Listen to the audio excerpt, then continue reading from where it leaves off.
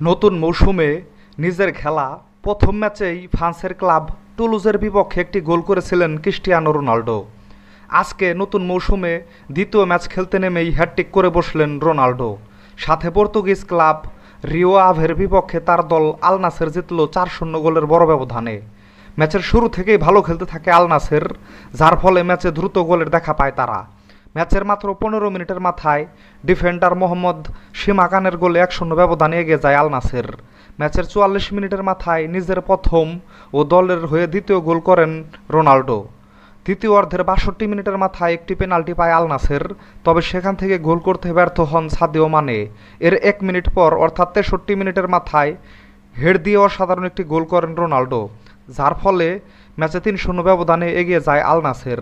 এরপর ম্যাচের 68 মিনিটের মাথায় আরেকটি পেনাল্টি পায় আল নাসের, আর সেখান থেকে গোল করে নিজের হ্যাটট্রিক পূরণ করেন ক্রিস্টিয়ানো রোনাল্ডো এবং সেই সাথে মেতে ওঠেন তার বিখ্যাত সিইউ সেলিব্রেশনে।